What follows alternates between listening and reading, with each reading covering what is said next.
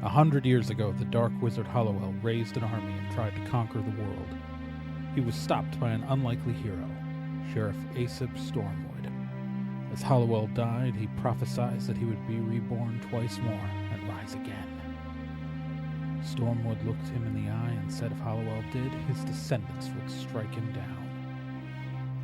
Sheriff Aesop Stormwood went on to form Stormwood and Associates to make sure they'd be ready for Halliwell's returns. A private detective, security, and federally licensed magic users agency. 25 years ago, Halliwell returned for the first time, and a Stormwood made good on Aesop's promise. But the third coming of Halliwell may not be so far in the future. But the young Raz Stormwood just might know it's coming, and she plans to be ready.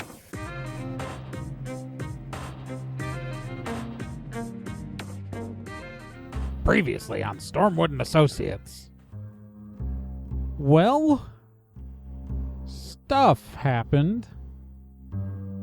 In the previous adventure, the team went out to Morris Halata to find this guy, Mikhail Enris, also known as the Artificer, a technomancer, because they wanted to find out what was going on with two items. One, the football, a giant, big, magical item that they stole from the Order of Greyhaven, and the other is they wanted to find out the contents of a soul stone that team member Kel used to carry around with him for a long time, that he had lost back in the town of Phoebe, and that the team went back and got without him because he's been off with Barrow Mackay on kind of an extended mission undercover in the Order of Greyhaven. Well, they found out that the football is the Stone of Rebirth and is likely the mechanism by which Halliwell keeps getting reborn, which is good information to have. And they also discovered the contents of the Soul Stone. The good news is that the contents of the Soul Stone is Kel. It turns out that it was their buddy Kel's soul in that stone, but what that meant was that they severed the ties between that soul and the body it had been illegitimately inhabiting, it turns out, as that body apparently belongs to Halliwell. You know, the guy from the intro that just played right before this bit. Yeah, so, Kel had been returning from his mission with Barrow Mackay and had been in the airport with Barrow Mackay. The team rushed back the multi-hour drive back to San Ricardo to the office to find everybody mostly dead. Barrow Mackay very dead. The interns and Mara were on the edge of death, thankfully saved by the death-proof ward that NK had installed in their headquarters. After pulling Barrow Mackay's limp corpse from a hook, content warning there,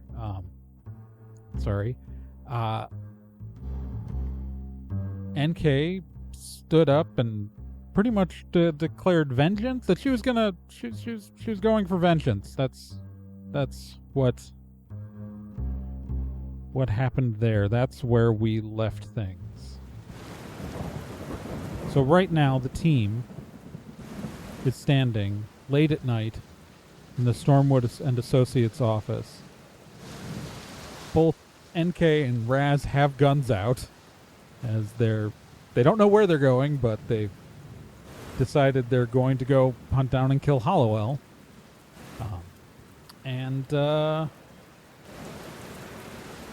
There's still, like, everyone else is just sort of in recovery. Mara and the interns are beat up but alive thanks to the life-saving efforts of Babbitt.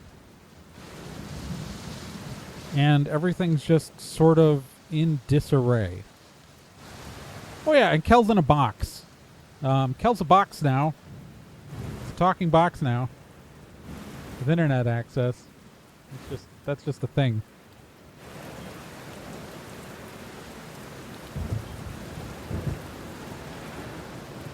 And we are... That's where we are.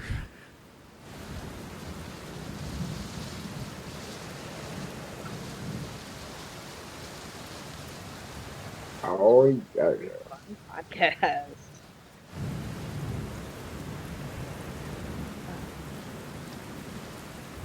Okay, so the small box. Who has Kel right now?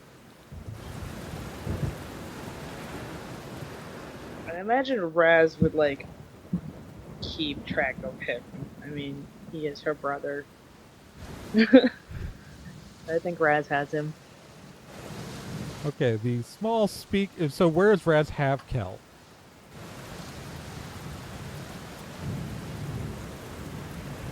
Probably like in her jacket pocket.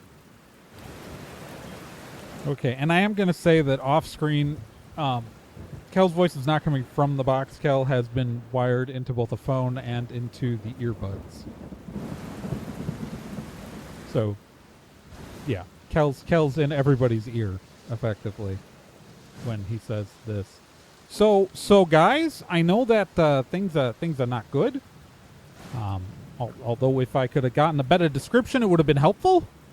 But there was a corpse in the middle of the bullpen. Yeah, it's Barrow Mackay. Yeah, I You remember him? no, I get that. I get that. If someone felt like, putting my webcam on as like a lapel pin, that'd be helpful. But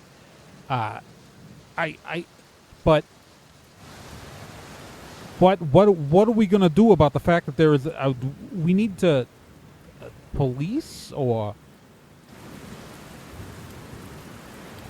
I mean, like, who can we even trust in the police right now? I don't know, but somebody gets murdered in your office, and it's that's kind of a problem legally, right? I mean, as Kel is saying this, siren lights are kind of, because you're on the second floor. You can hear and see police sirens like lighting up outside the building. Oh, well.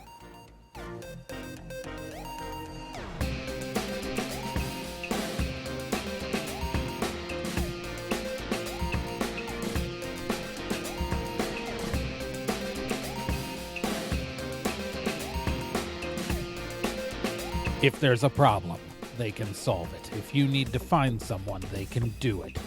Stormwood and Associates is a detective, security, and federally licensed magic users agency. If you need help, they'll be there. But don't get in their way, or else you'll get caught in the eye of the storm.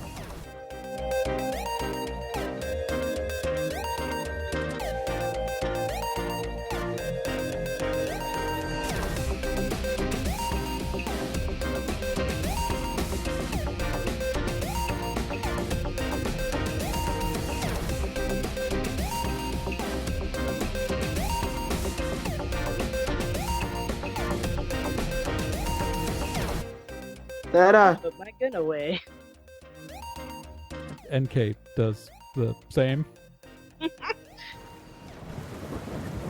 Who called them? not it. Not it. No, Mar- absolutely not. Mara just is on the kind of sitting off to the side. I don't remember if any of us it was just darkness. It didn't even see what it was, too fast. The interns are kind of shrugging.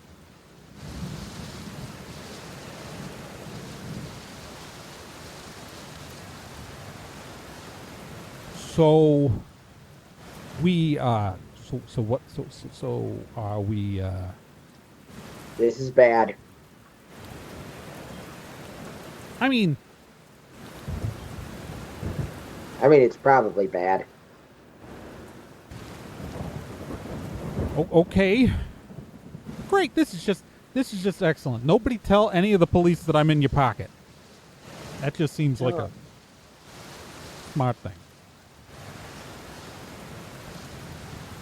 But again, like, if you could, like, poke a smartphone camera out of your pocket or something so I could see, that would be great. I can hack into that. And by hack, I mean I know all your passwords. Sorry. I'll take my phone and put it in my front pocket, facing so the camera's out. This is better. Remember, I am in a box. Yeah, I know. All right, I know. I'm just saying, like, it's like there've been many times. Trust me, we all know you're in the box. Right, I know, but there's a lot of times in life where I've just been in your ear and just not in the room, and everyone's used to having me around that way. But like, I usually had like a physical body and like maybe a bag of chips sitting there, and like I could eat things. I miss eating. It's only been like I ate probably like 8 hours ago, but it's still weird. Okay. You want us to put chips in the box? No, don't put. I don't have a mouth. Anyway, so at that moment, the elevator doors open into the lobby, and out walk a few police officers, and then like what appears to be a detective, just like a plainclothes guy. You don't recognize him. It's not like it's not Jim walking in or anything. The detective is a dwarf. With a dark brown beard and just, in a well-tailored suit. And he just walks in and he just looks at the dead body. Nobody go anywhere. Not planning on it. What the heck? We got a call that there had been a murder at this address from an anonymous tip. Someone sounded very panicked. And he's still like, because I'm going to assume that, the door to the waiting area is open. So he just kind of walks into the bullpen, takes a solid look at Barrow Mackay. Who's in charge here? Step forward. I am.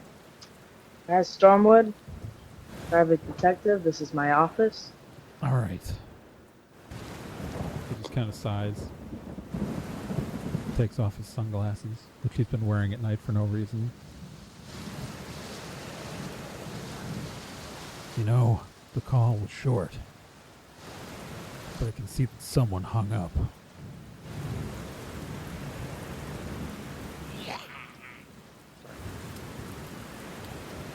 Was that necessary?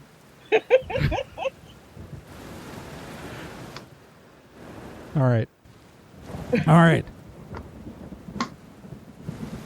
I'm Detective Trudeau. I need everybody to step into the waiting room while we secure the scene. And none of you are leaving.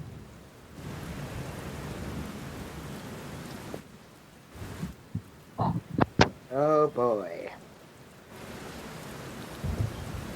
Kind of asks you all to step out into the waiting room. So what happens over the next probably 10 minutes is we're just going to montage this, because 10 to 20 minutes, because it would be really boring to role play. Is all of you kind of end up stuck sitting in the waiting room. The officers come in, they police tape around the area where Barrow's body was. There are photographs taken at one point within. Actually, this probably takes up to an hour. Photographs are taken of the body. Eventually, EMTs show up and take the late Mr. Mackay's corpse away.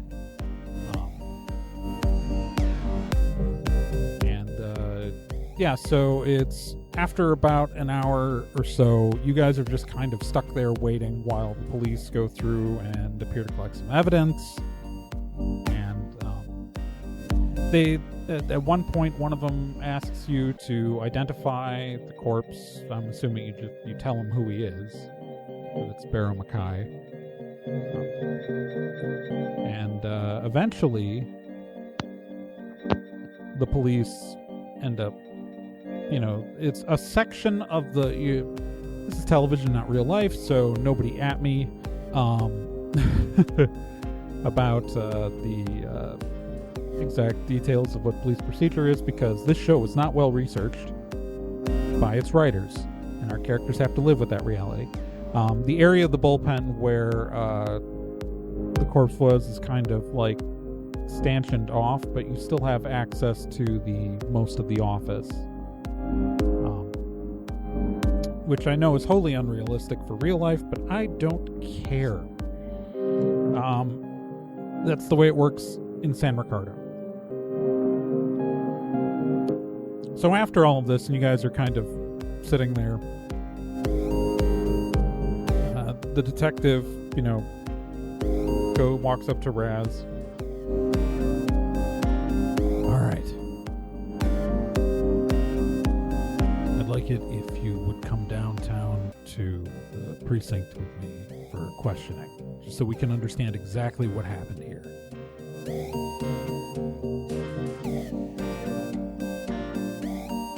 Jeez. All right. The rest of you can stay here. We ask that you not go into the roped-off area of the office.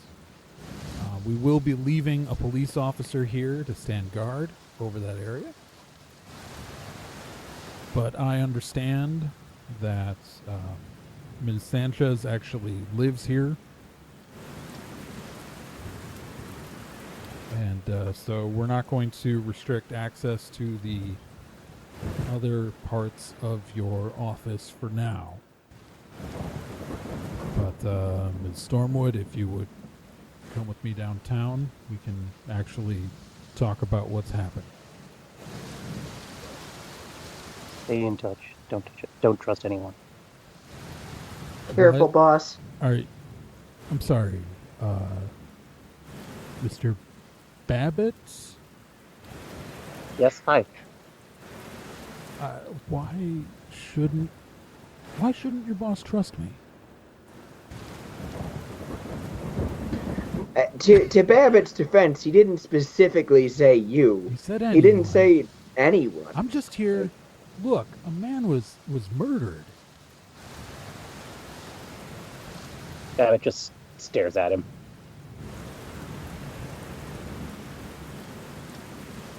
Okay. All right, Miss Stormwood. We'll take my car. And he walks you down to the elevator. And yeah, so Raz, you are driven to a police precinct that is, probably about, a 6-minute drive away. This is notably not the precinct that Jim Johnson works out of. You go to him a lot because you had been going to him a lot because he was a family friend. Not because you necessarily were in the part of the city that he normally works as a precinct captain. And, so you're taken up to the second floor of the precinct and led to a small interrogation room. It's bland. It has, green. The color scheme of the room is brown and green. There's a large, mirror, which you can assume is a two-way mirror to another room. It's the most cop show of interrogation rooms of all cop show interrogation rooms. And you're let in, and they sit you down. All right. When you're let in, there's a second cop in the room. There's another plainclothes. He's a tall, dark-skinned elf with a goatee. All right. So again, I'm Detective Drew Trudeau. This is my partner, Detective Morris Durrell. The guy in the corner just kind of waves slightly. Please have a seat. Can we get you anything like a coffee? I know it's been a long night. Yeah, that'd be great. What? All right. He kind of motions to his partner, and his partner rolls his eyes and leaves the room. About 30 seconds to a minute later, he comes back with a coffee, likely poured from, whatever coffee pot they, have going in the break room. Puts it down in front on the table. So yeah, please take a seat.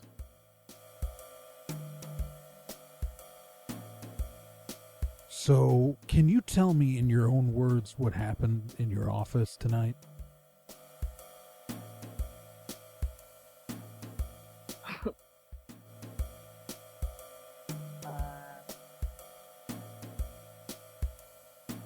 Barrow Mackay got murdered in my office tonight. Where were you when Mr. Mackay got murdered? Judging from probable time of death, we're probably still on the road. We were working a job out in Morris Halada. Okay. Coming back, we got back to the office 10-20 minutes just before you did. So you found him like that on the ground? We actually found him hanging. My associate NK was a close friend of his, and she immediately cut him down. I couldn't stop her. She was one of your associates. I was under the impression that Ms. Keegan worked for Mr. Mackay. She did. She worked with me when Barrow had to work a case by himself. She came over and joined me while he was working a solo mission. Obviously, that went wrong. Okay. So, because Mr. Mackay is a competitor of yours. Yes. Right, and from what I've been led to understand, that sometimes you'd come into conflict with Mr. Mackay in the field before. If I recall, there was an exchange of weapons fire in a pretty notorious car chase between employees of yours and Mr. Mackay's team. Is this true? And that a member of Mr. Mackay's employ actually previously died in the days after that mission that you went into conflict with him.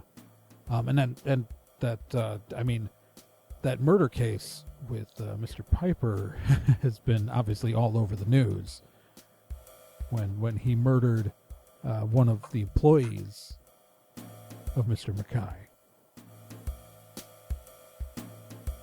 Yeah, that was unfortunate.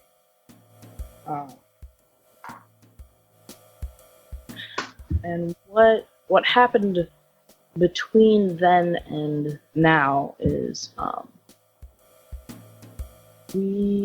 my team had received a case that was very large. It was a bit too big for us to handle by ourselves, so we actually called in. Gen is trying to remember if this is actually true, if like we called in Barrow Mackay or if we were just working the same case separately and then decided to team up. Which one? Town of Phoebe? Town of Phoebe, you happen to actually be working separate things in the same town that ended up being the same thing. Yeah, I'm just trying to remember the point where we became not so much enemies. Oh, yeah, it was Town of Phoebe. Yeah. Okay. I was trying to remember that little factoid. It's okay. This is useful for the listeners, too. Because in Town of Phoebe, they were after Pat, who was a fugitive. Yep. You guys were there because you decoded from Piper's cell phone, which you had, a code where there was a communication of or effectively what you've now known as the Order of Greyhaven doing something in the town of Phoebe. Mm-hmm. And it turned out that Royce was the person you were looking for there, and it turned out that Pat thought Royce was his contact to get a new identity. Yep. So it's just that you were after two different things that happened to be in the same town. Okay. Yeah. And I relayed that information to the detective because I'm being truthful about everything. All right. Seeing where it goes. And so you wouldn't describe there as being bad blood between you and Mr. Mackay? Not as of late. In the beginning, yes, definitely. But later on when we started working together, not so much. Okay.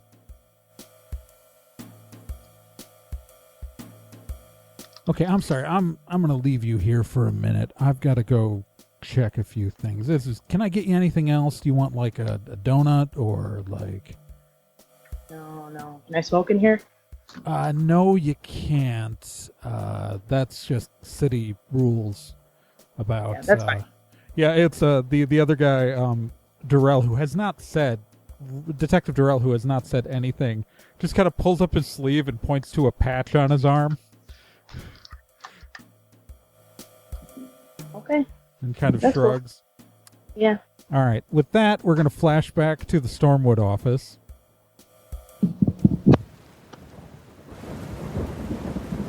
And you guys are still all there because Raz has just left with the detectives.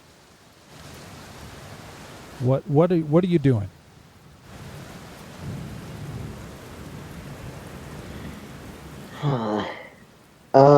Well, Bill is visibly pretty shook and just kind of hanging out at his desk, trying not to cause much of a disturbance, but also paying attention to how it looks like everyone else is doing. All right. So, Babbitt, what are you doing? Babbitt is packing bags, trying to find literally everything that we can bring on whatever mission we're going on. All right. Like that.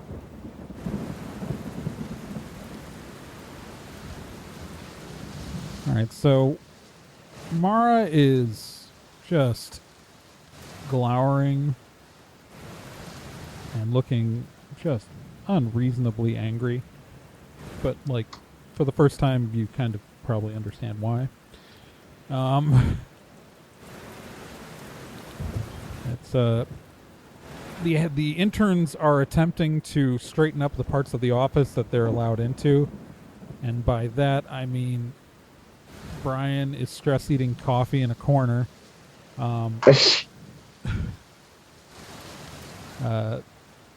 Ginny, the chirpy halfling, is like just like nervously trying to like pick up any furniture that was knocked over.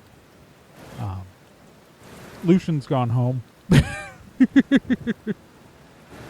the snobby elf who literally we've given no characterization to other than the fact that technically he's been in the room because there were 5 interns. Mike. His name's Lucian. That gives him enough characterization. You know who this guy is. Mike is actually trying to clean up the kitchen while Brian stress eats coffee on the floor. And Amy is running around, like, picking up stray papers. Amy, our goth, tired, efficient one, is actually, like, cleaning stuff up. At one point, Babbitt, as you're packing gear, she starts handing you bags to put them in. NK is checking the computer system. Guys? What's going on? I can't log into the mainframe. What now? I can't log in. My user access has been revoked. Okay, now that's different. This time I tried to log in and it said user not found. Wait a minute. So, did Halliwell mess with our computers? I don't know. It's... Bill, give me your login information. Alright, let's see, You just write it down. Okay, right. Because I hope you're following the proper password procedures. He is absolutely not following the proper password procedures. God damn it, password as a password isn't more secure when you use the @ sign as the A. Password with an @ sign as the A and 1, 2, 3, 4. No one would think of that. Everyone would. Okay. She logs in to her computer with your account. Okay, so I've been deleted from. Okay, this is weird. I've been deleted from the payroll system. There's no evidence that I work here. Just specifically you? Yeah. Okay, that is weird. Something is wrong. Something is very wrong with our network right now. Yeah, no kidding. This is very odd. She kind of goes wide-eyed for a second. I don't like that. What's that about? Kel was Halliwell. Right? Yeah, I'm still wrapping my head around that part. Which means... Ah, crap. Halliwell saw everything Kel ever did? Ever? Ah, crap. Kel set up everything? Yep. This is a little bit more than bad. This is a little bit more than super bad. Shit. I'm gonna... Okay, Kel? Kel, Kel, I know you're connected. Can you hear me?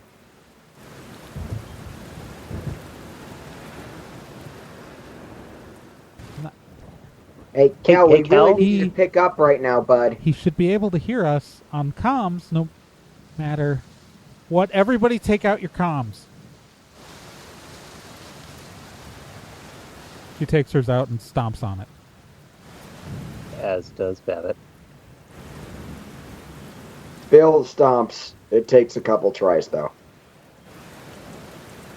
The interns take out their comms because they've had comms this whole time. Because why not?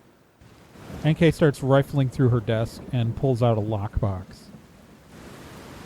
These are the old ARC team comms. I haven't they're on an independent network. They're not connected to yours. And she starts handing out comms to everybody. Okay. We're Everything off to a good start. Everything Oh, God. is compromised, and as she says, everything is compromised. Every computer screen in the entire place, except for NK's, turns off. Oh, that's boy. not good.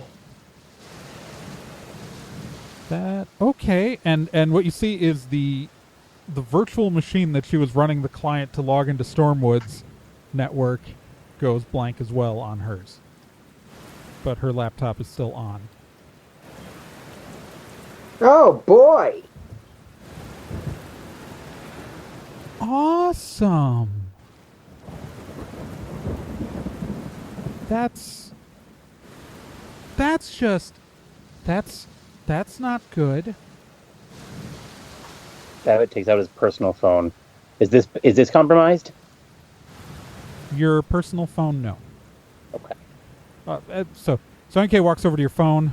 She pulls it up. No, you're not. I mean, she turns off your Wi-Fi. Okay. Now you're fine. We didn't have anything installed, and so he'd have to have hacked the cell tower. And I mean, Halliwell isn't a hacker. Kel was a hacker, but you don't need to hack anything if you know all the passwords. So, we now know for certainty that everything Kel knows, Halliwell knows. That's great. Yeah, and she looks up at the corner and looks at the security camera with the little red light on.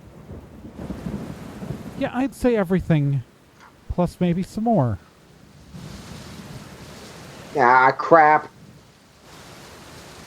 There are 4 security cameras in this place. Babbitt goes and unplugs any of the, Yeah. the security cameras. Oh boy. All right, so we're going to go back to Raz.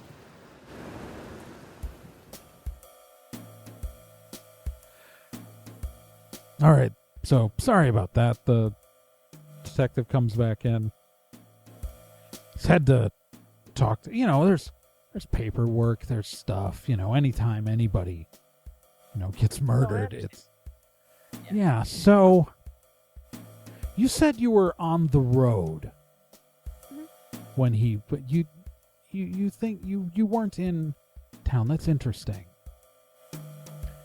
So is there anyone who can verify that you were not in the city when Mr. Mackay was killed?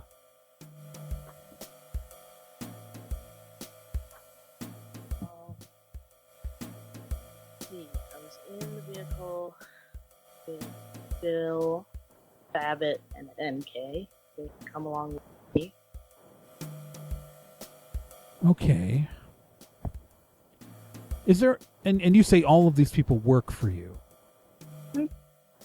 Is there anyone who you weren't paying who can confirm that you weren't in town?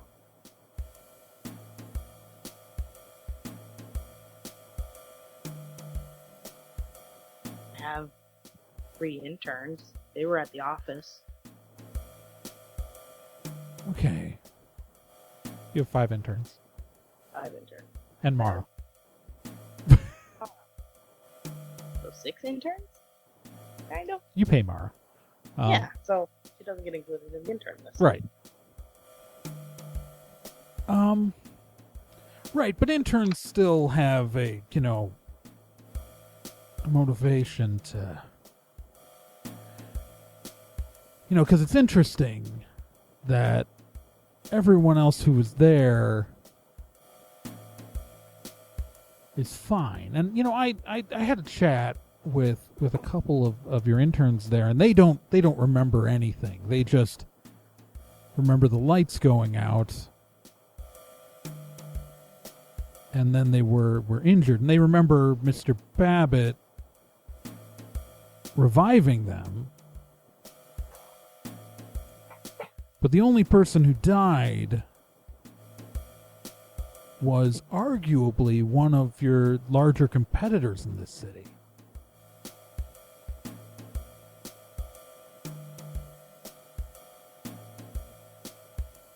So, by your line of thinking, I'm lying about going anywhere. I somehow get Barrow Mackay, my competitor, drag him into my office and string him up by the rafters. In my own office. If I was gonna kill him, I wouldn't do it in my own frickin' office.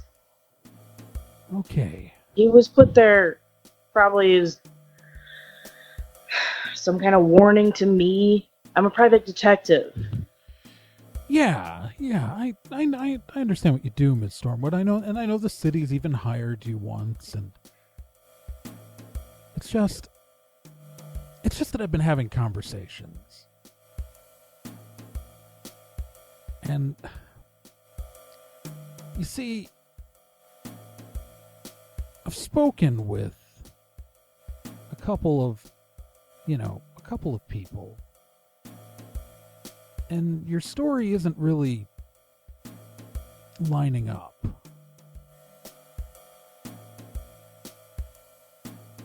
How so? Do you know a Jim Johnson? I do. He's a family friend. He's a precinct captain, yeah. And you know a Kel O'Reilly? I do. I was gonna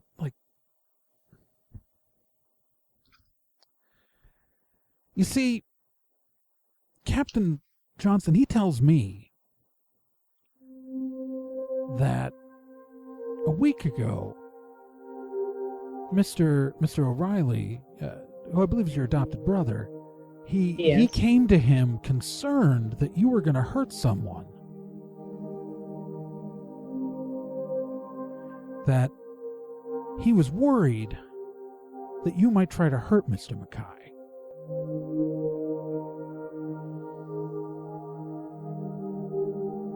You see, and Mr. O'Reilly, he said that you had invited Mr. Mackay over for a meeting.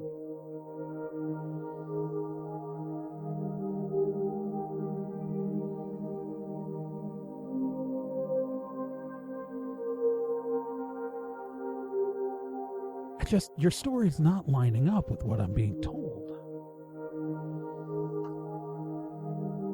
And I don't know what I'm going to see when we review the security footage from your office.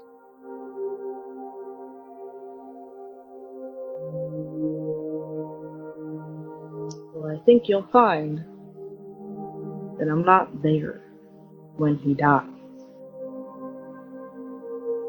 Okay.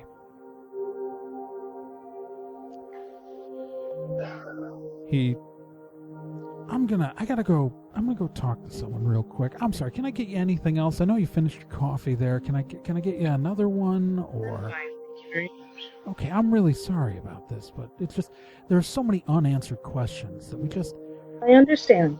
We need to nail this down. Gets up, goes out of the office, and so we are back to the Stormwood office.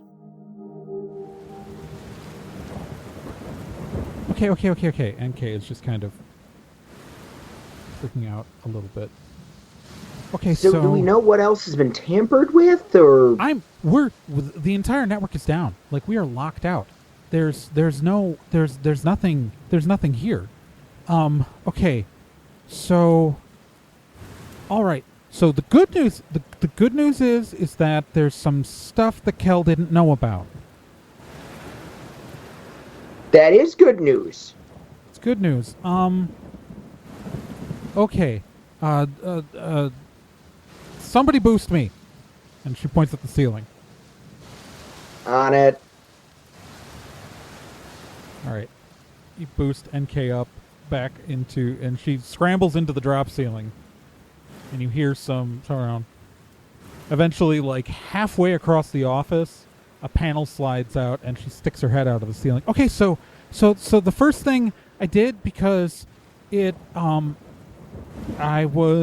don't know, I don't like everything that the Kel setup is all cloud-based and off-site, or like, you know, all of it's like off somewhere else and not actually in the building.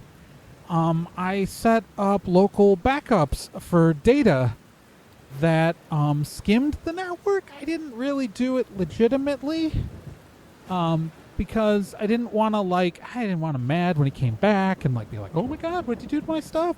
You broke everything. No. So I kind of was siphoning off data and duplicating everything onto backups and okay, someone get under me. All right. All right. Someone other than Bill. Babbitt goes over there, but I don't know how much use he's going to be. He's very small. So no, I'm going to drop something down and I need you to catch it, and I'm sorry, Bill. I love you, but I don't. You drop things. No, that's a realistic expectation of me. I can't be offended by that. Yeah, and what you see is a small metal box, like an enclosure of some sort. It's a black metal box enclosure with a little light on it and stuff, but it's been unplugged. And she just looks at you, Bev, and say, "Catch." Babbitt does. Yeah, she drops it to you. You catch it. It's an easy catch, but and Babbitt immediately just takes it over to her laptop. Yes, good. Okay, and she slides out, drops to the ground, runs back over to her desk and says, "Okay. So this is a backup feed of the cameras." And on this drive, and then on the secondary drive, I have a backup of most of the recent data. Logs of like the fact that Kel was off on a mission and things like that. You know, all that stuff, right? So let's look at the security footage of what happened here, right? Right? That would be the thing to look at. Someone tell me if that's a bad idea. Yeah, that's a good idea. Okay. So she pulls up, cues the footage. What you see is the security footage that dials back. You see, like, the interns walking around, Mara standing in the just kind of like sitting by her desk. Looks pretty normal. And the elevator doors open. And two people walk out of the doors. One person looks like Barrow Mackay. The other person looks like Raz, and the one who looks like Raz is carrying a staff with a large stone at its top. Oh, but The two appear to be arguing. No one has, like... Mara is, like, reading a book and hasn't looked up. Everyone else is doing stuff. And then you see what appears to be Raz push back what appears to be Barrow Mackay. Notably, you can't see into the elevator and see what's still in the elevator. When suddenly what appears to be Raz lifts the staff and slams it to the ground, and the cameras go dark. Like the feed cuts. A few moments, the cameras came back on in night vision mode, but the room is still dark. And you see what appears to be Raz holding a staff with a stone at its top, putting the staff down and hanging the corpse of Barrow Mackay on the hook. and then walking out of the office.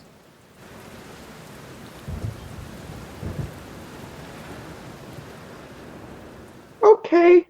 Yikes. Babbitt texts Raz, "How's it going?" My name is Trey Dorn, and I was your GM for this episode. Joining me, as always, were Nick Izumi as Bill, Kyle Johnson as Babbitt, and, of course, Gen Proc as Raz Stormwood.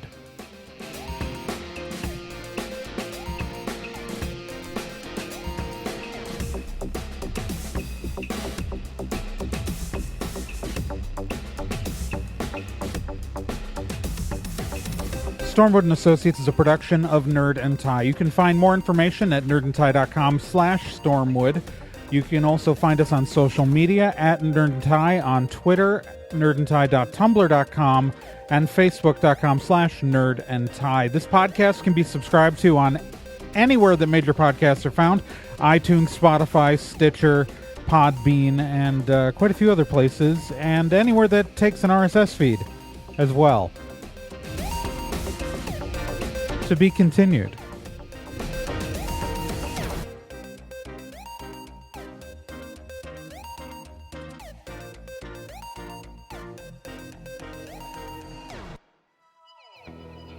Hey, while you're still here, let me tell you about another podcast on the Nerd and Tie Network, and that's Let's Be Legendary.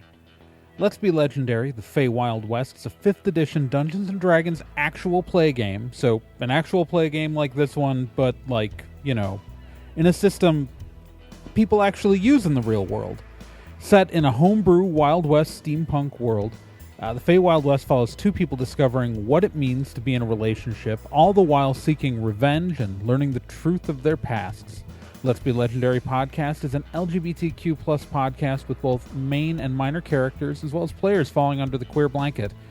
A heavy RP game with a focus on story and characters. And you can hear it every week here on the Nerd and Tie Network, and you can find all of their subscription information and links at nerdandtie.com/legendary.